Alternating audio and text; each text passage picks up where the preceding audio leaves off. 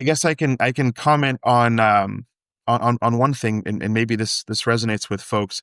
It was a very dense topic around tax planning and strategy.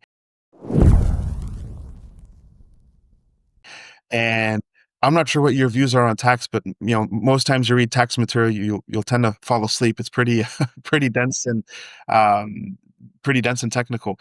And I remember we were in a board meeting, and there was this very complicated tax structure that was being put into place. And I had read all the memos, read external counsel, read our team's memos, and we had our tax team there, and they're super technical and smart.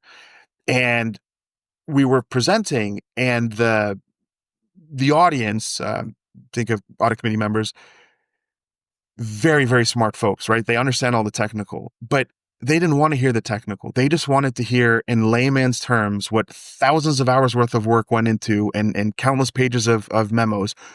What does that mean in just one simple sentence or two simple sentences and in layman's terms? And I remember we kind of looked at each other, and um, you know, who was going to go first, because the tax team had already presented, we had already presented. And I remember at that moment, I kind of just broke out of what our script was and says, "Hey, this is what this really means. If you all boil it down, this is what it means in one or two simple sentences."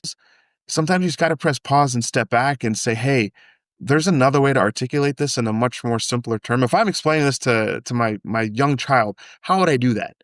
And it's not because the audience isn't capable or technical, but it just makes it easier to understand and relate all these things to what really matters at the end of the day. Why are we doing this?